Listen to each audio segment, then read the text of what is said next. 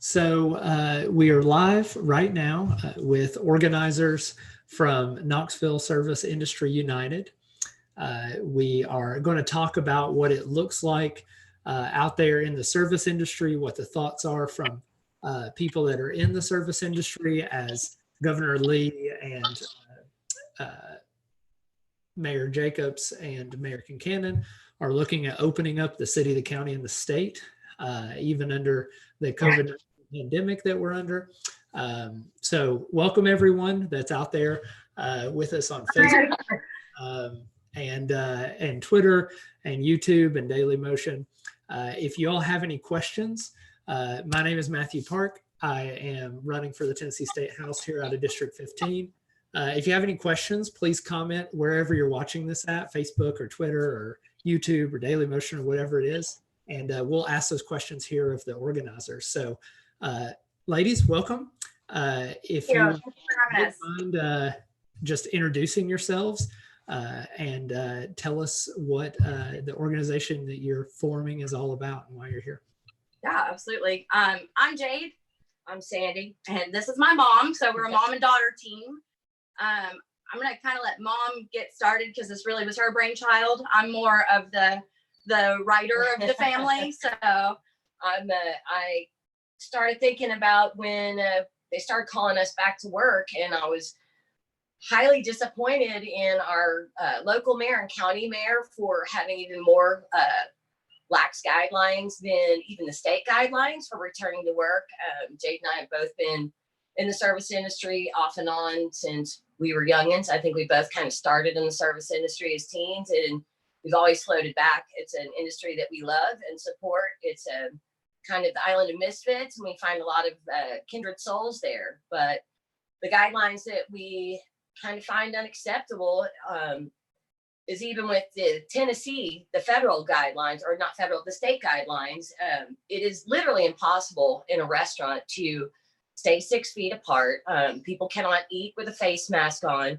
There's a high level of contagion for our servers who only make $2.13 an hour. I happen to be a kitchen person. Jade's in management, so we are not even actually out in the front serving people, but we still care enough about our servers out there. We also know how contagious this disease is. So with our servers, usually having no benefits, out there serving the public, touching dishware.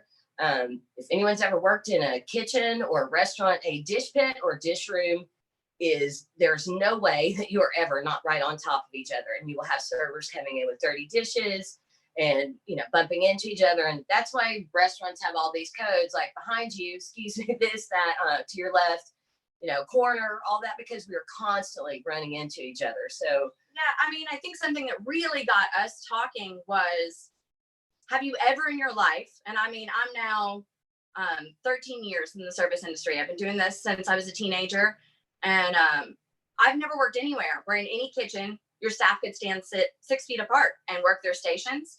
I've never worked in any back of house type form of where the servers are using the computer systems where they can stand 6 feet apart from one another, where they can effectively run food and stand 6 feet apart from one another. And then that doesn't even go into when you're serving a table who is realistically not wearing a mask at that moment in time. And right, this is what we're learning is they're wearing that mask for your protection. So they're not spreading droplets to you.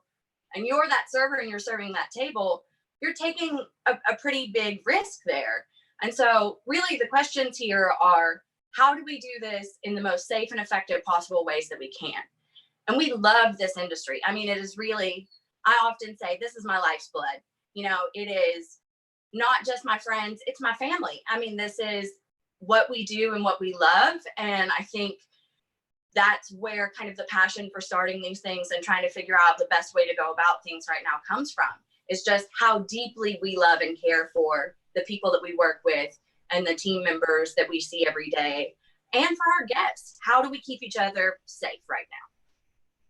So let me ask you this question. You mentioned the minimum wage for service industry workers is $2.13 an hour. It sure is. Which I'm sorry, since the 70s.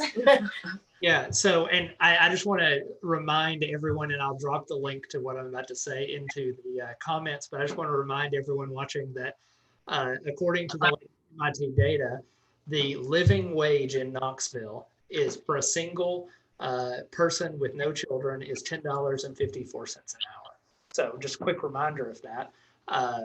But as we think about servers and bartenders and people in the service industry coming back with this minimum wage of $2.13 an hour, the idea is that tips make up for that. But under the guidelines, I believe that restaurants are only allowed 50% capacity. Right? So, so you're essentially looking at forcing people to come back to work for perhaps only $2.13 an hour. And that also terminates unemployment. Is that correct? That is correct. We are still asking questions, trying to get better understandings of things that maybe aren't our forte, like partial unemployment, things of that nature. It's been very difficult because neither one of us is into legal jargon and can really decipher all of these different things that folks are coming to us and asking. And so, you know, if anyone's out there that understands the CARES Act a little better, that understands things like partial unemployment, the representation that we have for folks that have high risk families moving with the CARES Act and COVID-19, please reach out to us. We have a lot of questions about things like that we still don't really have clear answers on. I've been watching Governor Lee's press conferences pretty regularly, and reporters have asked point blank, well, if people are called back to their job and they're afraid to come back for COVID-19, whether they have a high-risk member in their family or they're afraid of infecting other people, even if they're terminated from their company's unemployment, can they still get the federal CARES Act unemployment?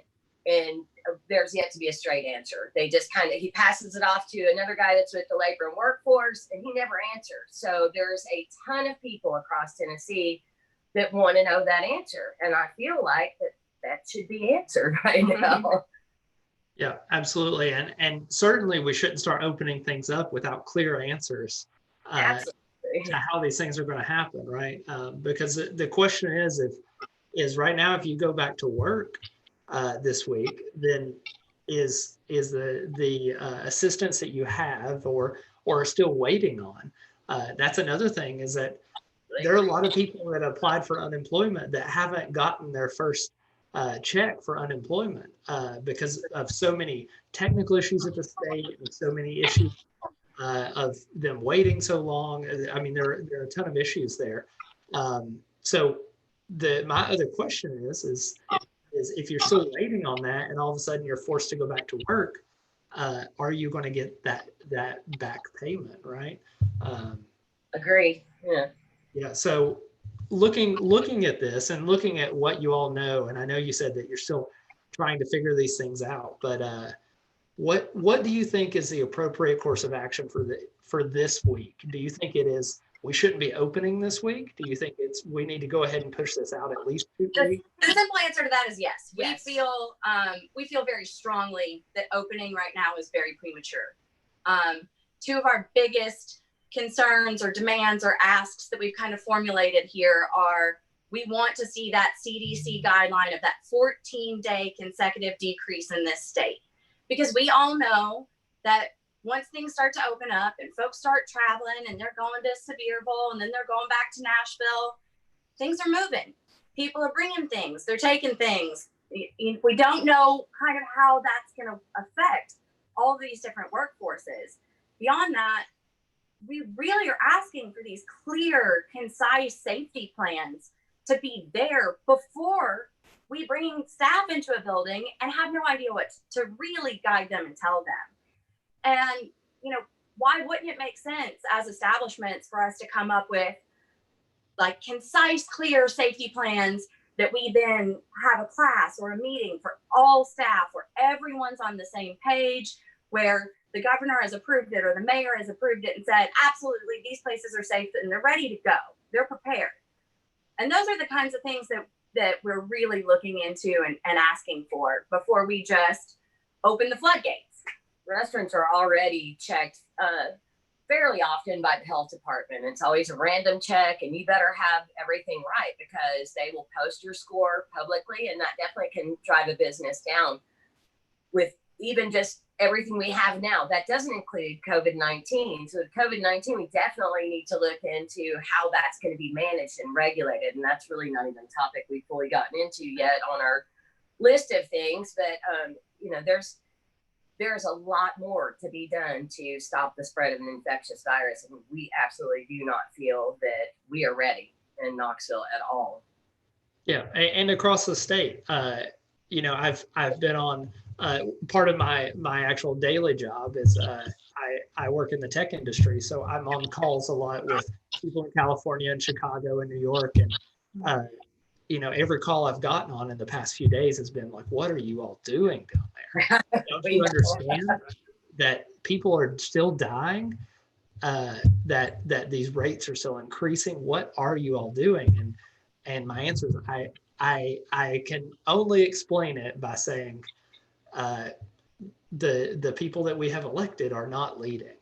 We agree. That, I feel like kind of a grand experiment right now, and it's very scary. I don't want to be anyone's guinea pig, honestly. I mean, I'm a pretty brave individual, but that's for myself. I don't want to take a chance of infecting anyone else. And with the current pledge or suggestions, they're not even actual guidelines. I don't feel like they're going to keep people safe. You know, the pushback that I personally keep hearing are things like, well, the government's not designed to control you. And I don't disagree with that. But for the same reasons that we have health departments that directly work with restaurants on guidance plans, very clear-cut safety issues that we always, you know, if you work in a restaurant, you know this is how this goes. Why aren't we doing that right now? Why aren't we especially doing that right now? And doing it before we just figure it out later? Isn't that something we've already kind of figured out we did wrong? Is maybe we jumped the gun and then just figured it out later and pieced it together. So, you know, that's kind of what we're saying is like, we want plans. It's not that we want to control you, but we want to keep you safe and we want to keep each other safe. And I think the biggest thing that is a portion of our message is we are not disposable. And the service industry is largely made of this vast, multicultural, multi-generational, gender fluid, giant group of all these different kinds of people. And they are not disposable. They're worthy and they're valued, and they're an industry that is very largely without healthcare. I think one of the things with the service industry is, and that's why people still can get away with paying $2.13 an hour. It is an industry that's actually, it's pretty fun, and you make good friends with your co-workers, and it becomes a giant family. And I love my job. I'm really sad not to be working. I love the people I work with. My boss is great. My co-workers are fantastic, but I don't think we're ready to be open. And I'm sad about it. But I think that maybe the restaurant owners and maybe people with big businesses kind of take advantage of how much we will go and work even if we don't have health care, if we are not making a living wage sometimes, because it's such a family thing, I think maybe is the easiest way to put it. We take care of each other. I mean, that's a huge part of this world for sure, is how we take care of each other. Some of the best relationships and friendships I've ever made have been within this industry. And I love my job, and I have people that look to me for direction, even that I don't work with anymore. And so, you know, this is really just some of us that are known for having maybe a little louder of a voice, trying to find the right place to put it right now. Yeah. So the question I have there, maybe even just a comment, is that the service industry is also known for punitive sick leave policies, right? There's so many businesses and restaurants and bars that have essentially a zero tolerance sometimes for sick leave.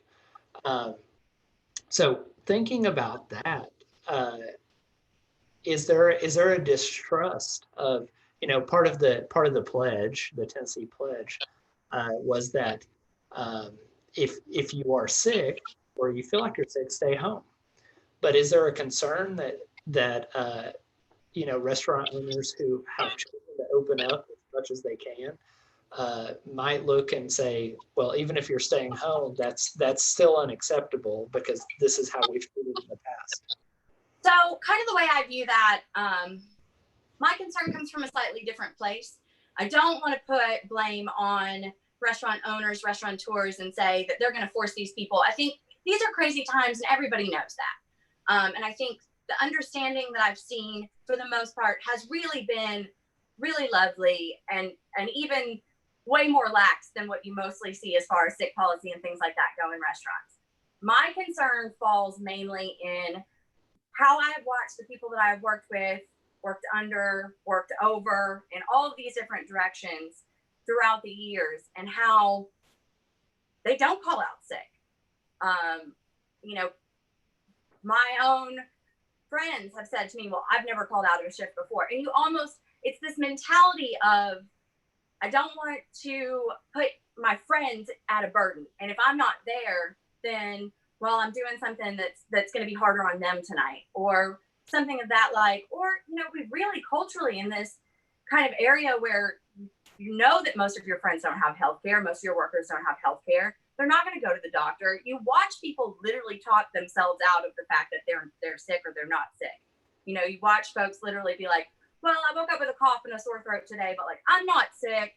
I just, breathed too much pollen yesterday, or whatever they have to say. I also think it's kind of a case-to-case basis too. Some restaurants are really good about saying, hey, if you're sick at all, do not come in. I'm sure.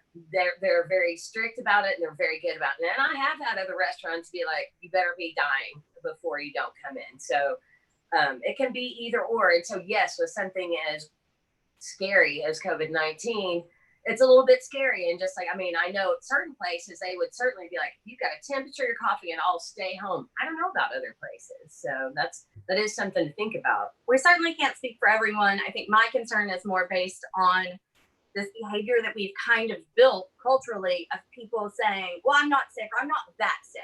I think that's a big one. I'm not that sick. And when we've got an industry that is, let's face it, pretty largely composed of what we're seeing to be the carriers of this disease, 21 to 30 year olds. That's pretty scary. So thinking about that, and I just now realized I didn't know this, is what's the guideline for a server? Is a server supposed to wear a mask while they're serving a table? It appears to be, from what I have found, a firm suggestion. And we have gotten wind privately, and I will not call out any restaurants, that there are certain restaurants that do not want you to wear a mask because it might scare the guest. So as we know, the mask protects them from you if you're carrying anything. So there's really no protection from the guests who will be eating, and which is, droplet contagion. So it doesn't protect our workers. From the community that we're within, for the most part, what I'm seeing, what I'm hearing is employers asking their folks to wear masks. From what I can tell from the guidelines, it's just a strong suggestion. It doesn't seem to be mandatory. Perhaps I'm reading it wrong in Governor Lee's guidelines, or maybe they've gone more into detail here in Knox County and I just haven't seen it yet. But we have gotten wind from some folks that are concerned that work in other places that have reached out to us asking, what the companies we work for are doing, what we've heard, because they're being told if they wear a mask, they appear sick, and that's not good for how it looks in the restaurant. So they won't be allowed to. And those are the kinds of behaviors that are really shocking to me in this industry that, is so firmly built on how we take care of one another. That really hurts my heart to know that anyone would treat their staff that way. On another note, there's not even enough PPE for hospitals and healthcare workers. So I'm not even sure how they're going to supply all the restaurants or where it's going to come from. From my understanding, they're having a hard time keeping up with the demand and supply. I'm not even sure how they can provide all that for the restaurants right now. Yeah, absolutely. And there's so many people making masks in our community. I know a lot of them. I've talked with a lot of them, and they're making them as fast as they can. they're making them for hospitals and things. So that's a concern of mine as well, is that we're also going to just tell people, hey, it's okay for you to be out. It's okay for you to be in Market Square. I think about even if you reduce restaurant capacity by 50% in Market Square, what that still can look like on a Friday night. Right? Absolutely. Just imagine that, I would say, and this is totally conjecture, I don't have any data to back this up, but I would say that a typical weekday night at Market Square is about 50%, right? Yeah. I mean, it depends on the weeknight, but sure, especially in the spring and summer months. Hi, Rowdy. That's okay. These days, everybody gets to have an animal in the interview. That's what happens now. Absolutely, yeah. So yeah, looking at that, like, that is not social distancing. When you're in a place like Market Square, and people are walking around outside, standing there waiting for their friends, like there's a whole culture you're turning back on by even allowing 50%, and that whole culture is going to spread the virus. There's nothing we can do about that, even if we're all wearing PPE, and it's still going to turn the rates up, and I just don't see what the hurry is to turn things back on.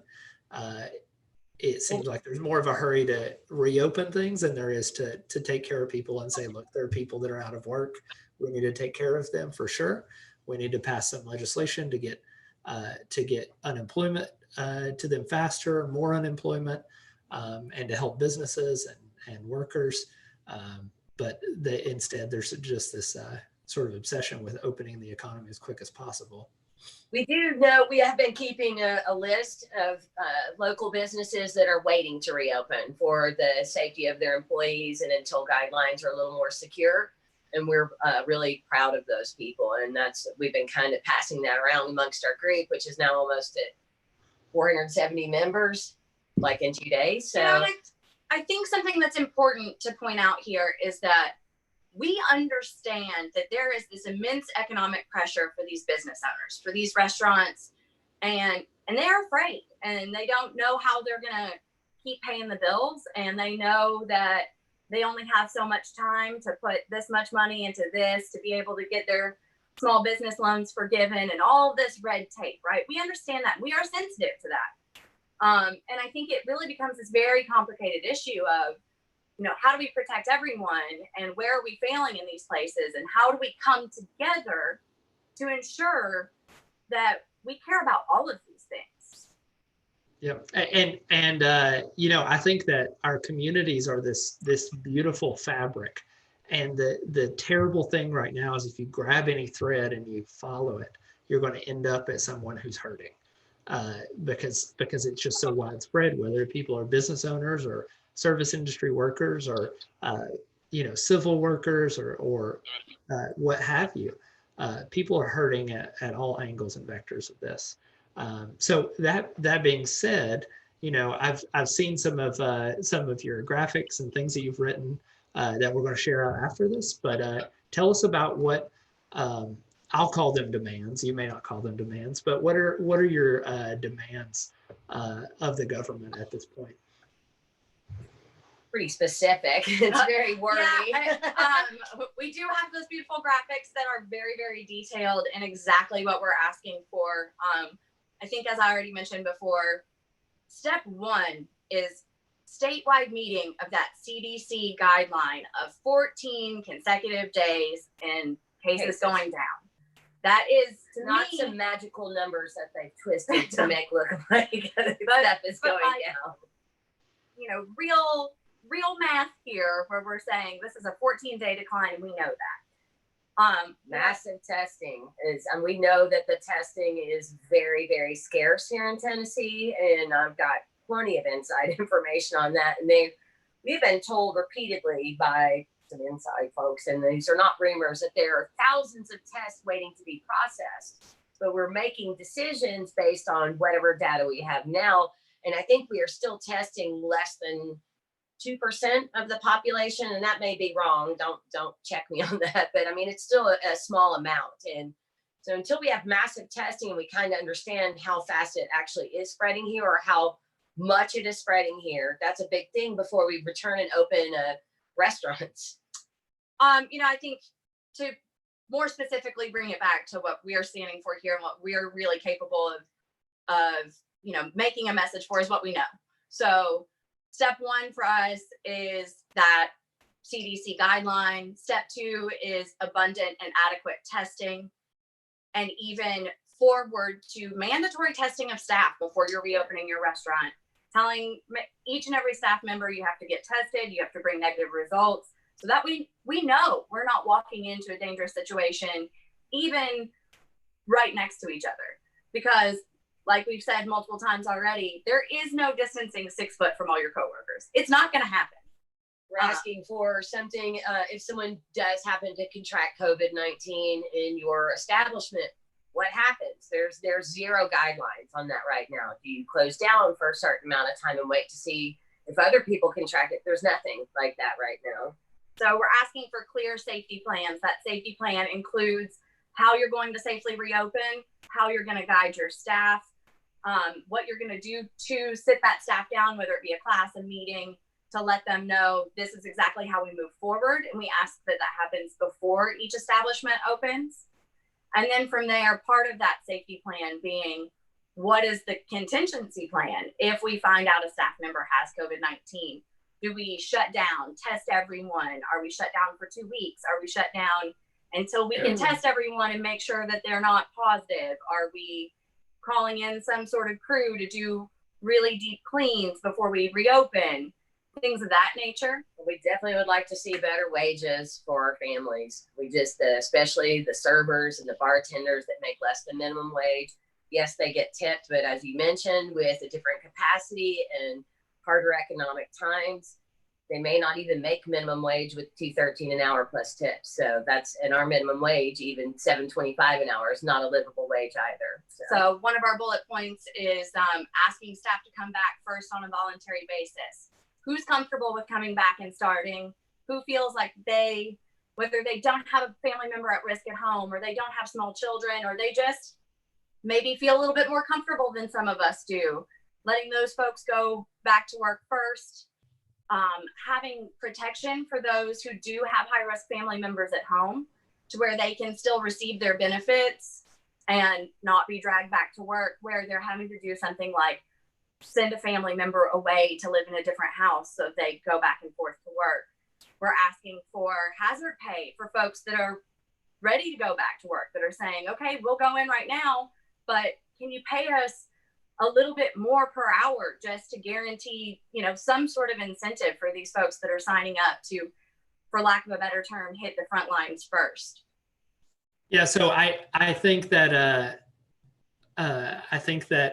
you all are being extremely reasonable with what you're, for people that are being asked to put their life on the line for $2.13 an hour. I think that you're being extremely reasonable. That I'm really impressed at the data you're gathering, that you're paying attention to everything, that you're, working to provide a path forward. So I want to thank you all for that. On behalf of all my friends that are in the service industry, on behalf of, everyone I know and everyone I don't know, I want to thank you all for everything you're doing. Thank you. I think it is amazing. You definitely have my support, and we'll work to support you however we can, and really help share your stuff out and get it in front of people that will hopefully listen. So I want to thank you both for coming on today, and we'll share this out. And if there's anything else we can do to help you in kind of this fight for a safe workplace, please let us know. And you also have my support in the, I'm on board with $15 an hour minimum wage. So you definitely have my support on. We have ours. So Yeah. Thank you. Absolutely. I mean, I think the biggest thing we can ask from folks right now is spread the word, share the message, talk to people who maybe haven't ever worked in a restaurant and they don't know how this all works. They've never been in kitchen. They don't know how tight we are together. They don't know that servers are making $2 an hour. Talk to those people. We're open to answering questions. We really just want to help. Okay, great. Thank you all so much. And I hope you have a great day. Stay safe as much as you can. And for everybody watching, go check out this Facebook page and jump on there and support the Knoxville Service Industry with your time and your ability to spread the word. Thank you all. Have a great evening. Thank you so Thank you much. so much.